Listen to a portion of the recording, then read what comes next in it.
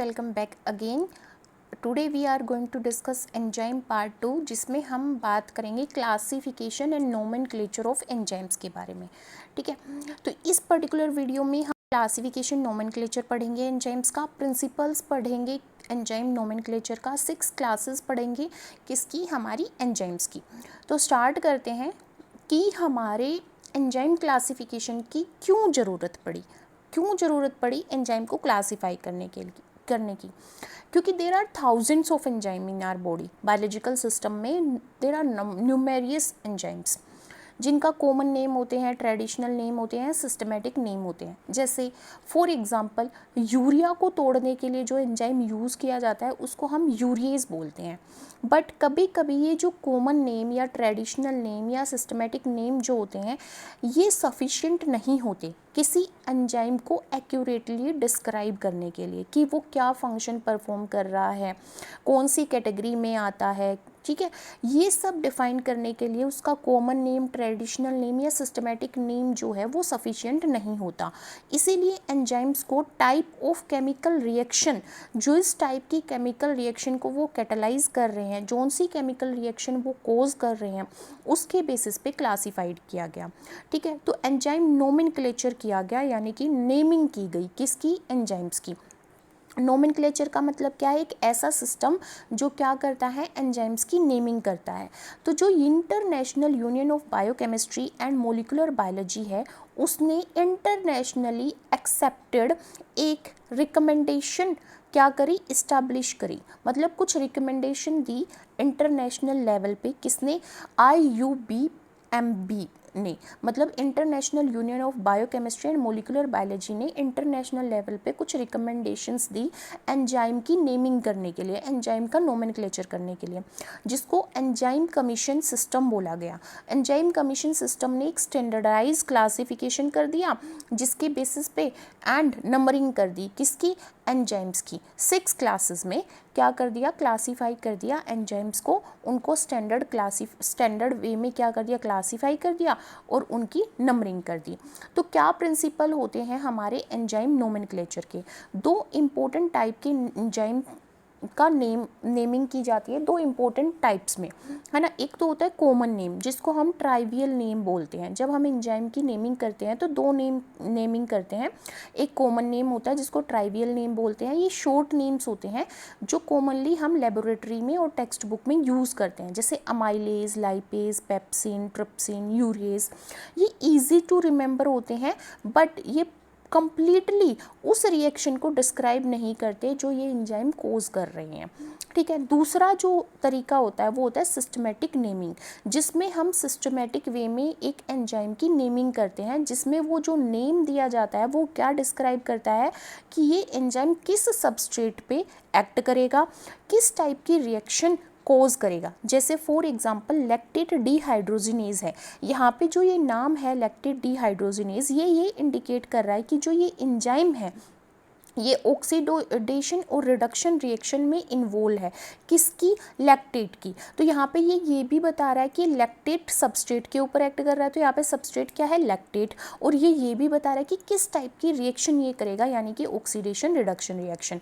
तो common name हमें substrate के बारे में नहीं बताता और रिएक्शन के बारे में नहीं बताता, बट सिस्टमेटिक नेम हमें ये बता देता है कि कोई पर्टिकुलर एंजाइम का क्या सबस्ट्रेट है और किस तरह की रिएक्शन वो कोज करेगा।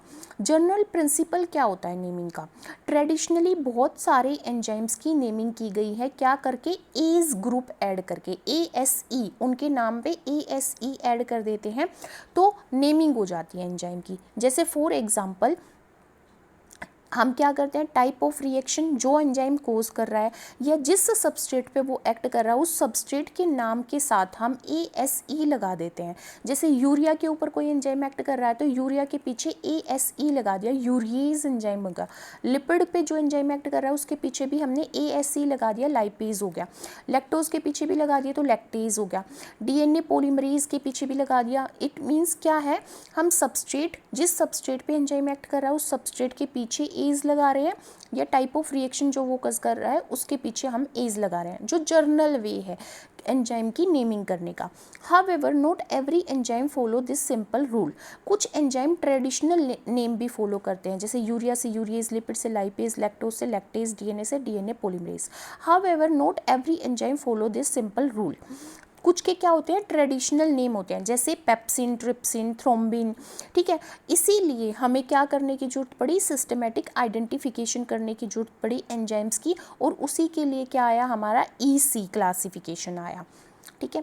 ईसी क्लासिफिकेशन का मतलब है एंजाइम कमीशन, जिसने क्या किया, न्यूमेरिक सिस्टम में क्या कर दिया, एंजाइम्स को क्लासिफाई कर दिया अकॉर्डिंग टू द रिएक्शन जो वो परफॉर्म करते हैं, जौन सी रिएक्शन वो कैटालाइज करते हैं। हर एक एंजाइम को यहाँ पे क्या कर दिया गया, ईसी नंबर प्रोवाइड कर दिया गया। ईसी नंबर में 4 नंबर्स होते हैं, जैसे ECA.B.C.D। For example lactate dehydrogenase enzyme है जो लैक्टेट के ऊपर एक्ट करता है और ऑक्सीडेशन रिडक्शन रिएक्शन कोज करता है। तो इसकी जब नेमिंग की गई तो इसको ईसी नंबर प्रोवाइड किया गया 1.1.1.227। तो यहाँ पे इसको 4 नंबर मिले हुए हैं, 111 एंड 27, 4 नंबर इसको मिले हुए हैं जो इस एंजाइम की बारे में हमें बताता है, ठीक है। जैसे हमारे पास सबसे पहले यहाँ पे क्या है, फर्स्ट नंबर है। फर्स्ट नंबर जो 1 है वो क्या बताता है, मेजर एंजाइम किस क्लास में बिलोंग करता है। जो हमारा लैक्टेट डिहाइड्रोजिनेज है वो कौन सी एंजाइम की क्लास को बिलोंग करता है। जैसे फर्स्ट नंबर बताता है कि ये ऑक्सीडो रिडक्टेज एंजाइम है, यानी कि ये ऑक्सीडेशन भी करेगा और रिडक्शन भी करेगा, मतलब कि ये ऑक्सीडो रिडक्टेज क्लास से बिलोंग करता है। सेकंड नंबर जो है इसमें वो सब क्लास को बताता है। जो 1 नंबर है सेकंड, वो एक्ट कर रहा है CHOH ग्रुप पे ऑफ डोनर्स पे, मतलब जो हाइड्रोक्सिल ग्रुप के डोनर्स हैं उन पे एक्ट कर रहा है। थर्ड नंबर सब क्लास को बता रहा है, जिसका मतलब क्या है कि विद NAD पॉजिटिव या फिर NADP पॉजिटिव को as a acceptor molecule accept करके हमारा लैक्टेट डिहाइड्रोजिनेज फंक्शन परफॉर्म करेगा। मतलब कि इसके जो कोफैक्टर होंगे वो होंगे NAD पॉजिटिव और NADP positive. Fourth number 27 number जो है वो स्पेसिफिक एंजाइम के बारे में बता रहा है कि ये एंजाइम क्या है, लैक्टेट डिहाइड्रोजिनेज है। तो इजी वे क्या है याद करने का, कि हमें जब ईसी नंबर जब हम प्रोवाइड करते हैं एंजाइम को तो हम 4 नंबर प्रोवाइड करते हैं। पहला नंबर क्लास को बताता है, सेकंड नंबर सब क्लास को बताता है और थर्ड नंबर सब क्लास को बताता है और फोर्थ नंबर इंडिविजुअल एंजाइम के बारे में बताता है, जैसे यहाँ पे लैक्टेट डिहाइड्रोजिनेज, ठीक है। अब 6 मेजर क्लासेस हैं एंजाइम्स की, जिसको हम किस निमोनिक के साथ याद रखते हैं, our teacher has little intelligent lab work. Our teacher has little intelligent lab work.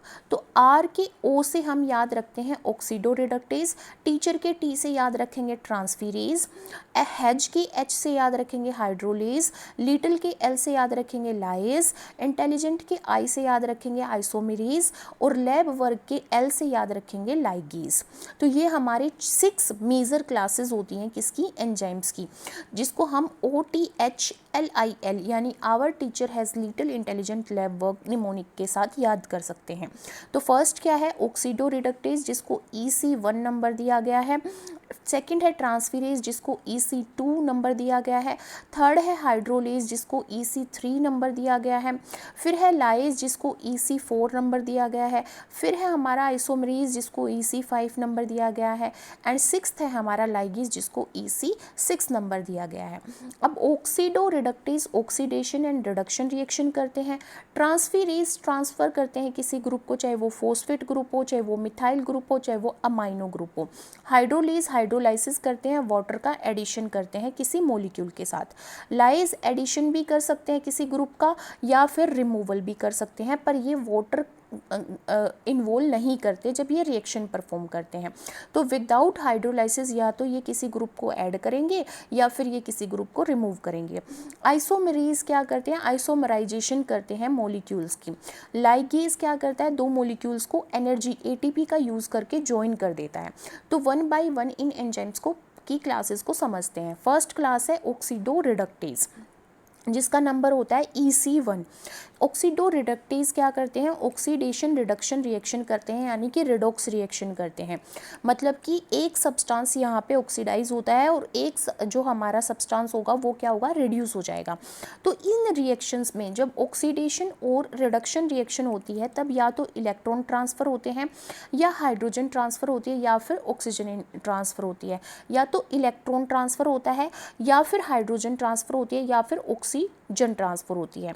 ठीक है, जो हमारा इलेक्ट्रॉन डोनेट करता है वो ऑक्सीडाइजिंग एजेंट होता है, और जो गेन करता है वो रिड्यूस हो जाता है। ठीक है, इसी तरह जो हाइड्रोजन गेन करता है वो क्या हो जाता है, रिड्यूस हो जाता है, और जो ऑक्सीजन गेन करता है वो ऑक्सीडाइज हो जाता है।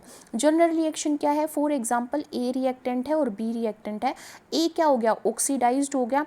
अगर ये खुद ऑक्सीडाइज हो रहा है तो ये बी को क्या कर रहा है, रिड्यूस कर रहा है। इसी तरह बी खुद रिड्यूस हो गया तो ये ए को क्या कर रहा है, ऑक्सीडाइज कर रहा है।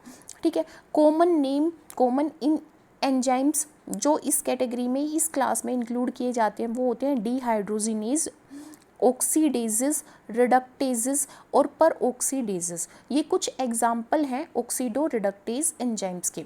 For example lactate dehydrogenase, lactate के ऊपर काम करता है। NAD पॉजिटिव को as a reducing agent use करता है और लैक्टेट को पायरुवेट में कन्वर्ट कर देता है, और NAD पॉजिटिव NADH में कन्वर्ट हो जाती है। ठीक है, और लैक्टेट डिहाइड्रोजिनेज एंजाइम यहाँ पे एक्ट करता है जो लैक्टेट को पायरुवेट में कन्वर्ट कर देता है।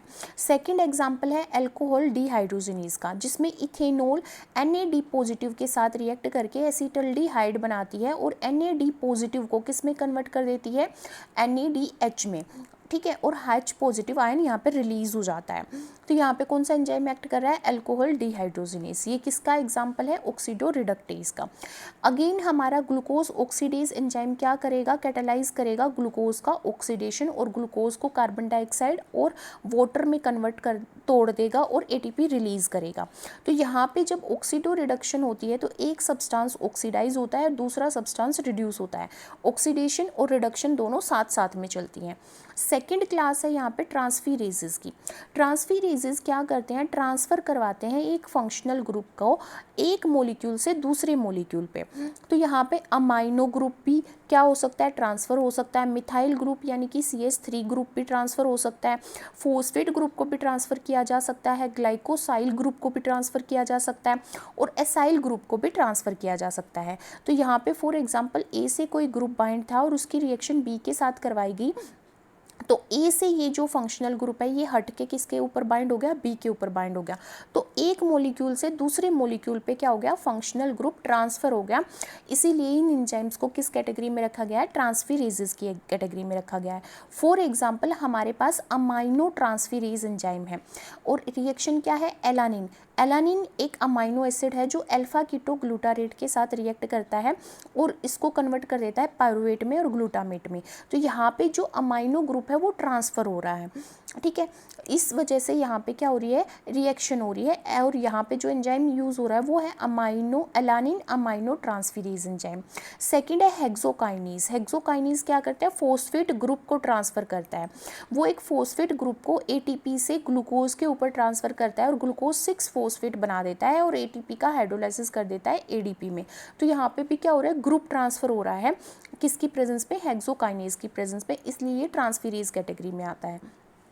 थर्ड क्लास है हाइड्रोलेसिस की। हाइड्रोलेस कैटेलाइज करते हैं क्लीवेज किसका, केमिकल बॉन्ड का, पर यहाँ पे केमिकल को बॉन्ड को हाइड्रोलाइज किया जाता है वाटर का यूज़ करके। फॉर एग्जांपल हमारे पास दो यहाँ पे रिएक्टेंट है A और B, तो वो वाटर का यूज़ करेंगे अपने बीच के कोवलेंट बॉन्ड को तोड़ने के लिए। तो क्या होगा, वाटर हमारा क्या होता है, OH होता है। तो OH वाटर से हमारा किसके साथ बाइंड हो गया, एक हमारे A के साथ बाइंड हो गया, और B के साथ क्या बाइंड हो गया, H बाइंड हो गया। तो दोनों का बॉन्ड टूट गया, किसकी वजह से, वाटर की वजह से। तो ये कॉमन हाइड्रोलाइसिस एंजाइम्स की बात करें तो प्रोटीज, लाइपेज, न्यूक्लिएजेस, फॉस्फेटेजेस एंड ग्लाइकोसाइडेजेस, ये किसके एग्जाम्पल हैं, हाइड्रोलाइसिस एंजाइम के। फॉर एग्जाम्पल प्रोटीन को पेप्टाइड्स और अमाइनो एसिड में तोड़ने वाला एंजाइम है प्रोटीएज, जो किस क्लास में आता है, हाइड्रोलाइसिस में। लाइपेज ट्राइग्लिसराइड्स को वाटर की प्रेजेंस में फैटी एसिड और ग्लिसरॉल में तोड़ने के लिए लाइपेज एंजाइम यूज़ होता है, जो हाइड्रोलेज की कैटेगरी में आता है। फोस्फेटेज एंजाइम फोस्फेट ग्रुप को क्या करता है, रिमूव कर देता है बाय हाइड्रोलाइजिंग ए कंपाउंड। ठीक है, तो यहाँ पे हाइड्रोलेज क्या करते हैं, वाटर का यूज़ करके बॉन्ड तोड़ देते हैं दो मॉलिक्यूल्स के बीच में। नेक्स्ट है क्लास फोर्थ लाइजेज की। लाइज क्या करता है, एक ग्रुप को डबल बॉन्ड को तोड़ने के लिए एक फंक्शनल ग्रुप को बाइंड कर देता है एक मॉलिक्यूल के साथ। ठीक है, ताकि हमारा ग्रुप बाइंड हो जाए, डबल बॉन्ड है वो सिंगल बॉन्ड में कन्वर्ट हो जाए। बट यहाँ पे वाटर का यूज़ नहीं किया जाता, ना ही ऑक्सीडेशन का यूज़ किया जाता है, मतलब ना ही ऑक्सीजन को बाइंड किया जाता है, ना ही वाटर मॉलिक्यूल का यूज़ किया जाता है क्या करने के लिए, डबल बॉन्ड को, अनसेचुरेटेड मॉलिक्यूल को सेचुरेटेड बनाने के लिए या डबल बॉन्ड को सिंगल में कन्वर्ट करने के लिए। कुछ एग्जाम्पल है लाइज के, जैसे डी कार्बोक्सिलेज, एल्डोलेजेस, डीहाइड्रेटेजेस, हाइड्रेटेजेस, ये कुछ एग्जाम्पल हैं किसके, लाइज एंजाइम के। जैसे pyruvate D carboxylase carbon dioxide को रिमूव कर देता है और पायरुवेट को एसिटल्डिहाइड में कन्वर्ट कर देता है। इसी तरह जो फ्यूमरेज है वो फ्यूमरेट को मैलेट में कन्वर्ट कर देता है और TCA साइकिल के टाइम पे। एल्डोलेज क्या करता है, ग्लाइकोलाइसिस में क्लीवेज करता है फ्रक्टोज 1,6 बिस फोस्फेट का। ठीक है, फ्रक्टोज 1,6 बिस फोस्फेट को ये क्या करता है, इसका हार्ड क्लीवेज करता है। तो लाइज क्या करते हैं, या तो एडिशनल करेंगे किसी ग्रुप का या रिमूव करेंगे, offer involving double bond without hydrolysis and without हमारा रिडॉक्स रिएक्शन। नेक्स्ट है फिफ्थ क्लास आइसोमरेज क्लास, इसको EC5 नंबर दिया गया है। इसमें इंट्रामोलिकुलर रीअरेंजमेंट होती है जिसकी वजह से आइसोमर्स बनते हैं एक मॉलिक्यूल के।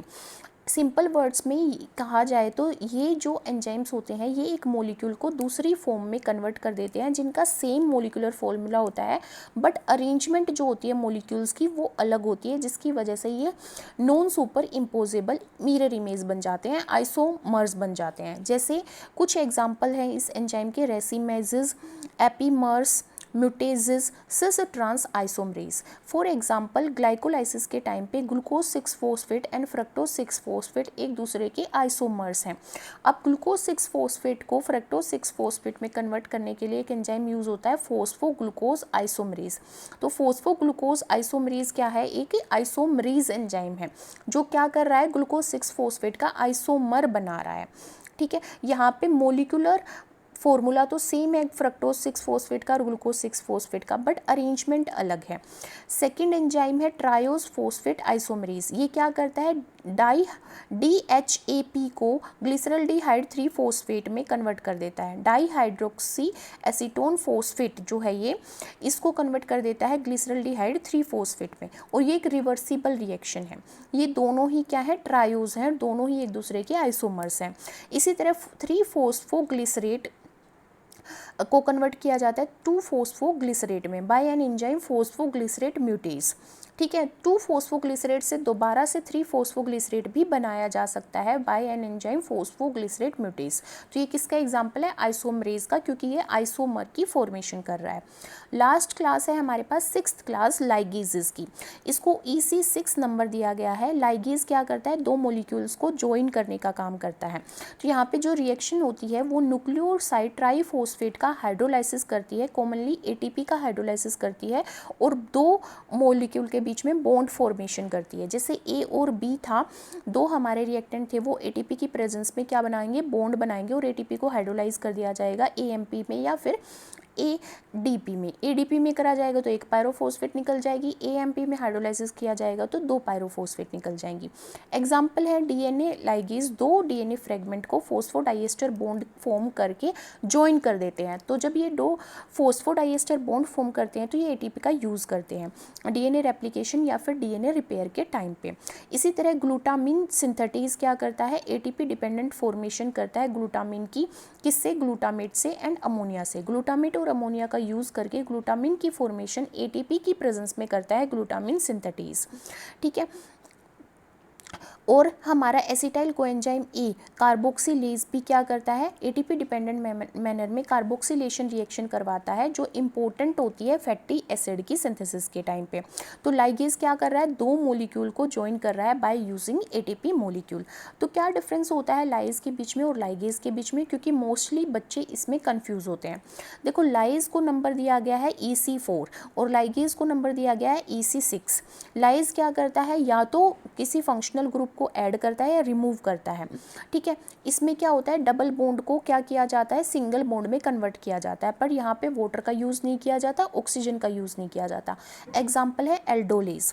और जो लाइगेज होता है वो दो मॉलिक्यूल को ज्वाइन करता है जिसमें इसको एटीपी की ज़रूरत पड़ती है, ये बॉन्ड फॉर्मेशन करवाता है, ठीक है, बाय यूजिंग एटीपी या जीटीपी हाइड्रोलाइसिस। एग्जाम्पल है डीएनए लाइगेज, जो डीएनए के बीच में डीएनए के दो फ्रेगमेंट को फॉस्फोडाइएस्टर बॉन्ड फॉर्म करने के लिए करके ज्वाइन कर देता है। नेक्स्ट एक बार हम रिवीजन करते हैं। हमारे पास 6 क्लासेस हैं। फर्स्ट है ऑक्सीडो रिडक्टेज जो ऑक्सीडेशन रिडक्शन करेगी। एग्जांपल है लैक्टेट डिहाइड्रोजिनेज। ट्रांसफेरेज ट्रांसफर करता है फंक्शनल ग्रुप का एक मॉलिक्यूल से दूसरे मॉलिक्यूल पे, जैसे हेक्सोकाइनेज ग्लूकोज को ग्लूकोज 6 फोस्फेट में कन्वर्ट कर देता है। हाइड्रोलेज ब्रेक करते हैं बॉन्ड को वाटर का यूज़ करके, जैसे लाइपेज एंजाइम लिपिड के ऊपर एक्ट करेगा, उसको फैटी एसिड एंड ग्लिसरॉल में तोड़ देगा। लाइज या तो ग्रुप को ऐड करेगा या फिर रिमूव करेगा without hydrolysis and without redox reaction, यहाँ पे बॉन्ड तोड़ा जाता है, जैसे एल्डोलेज।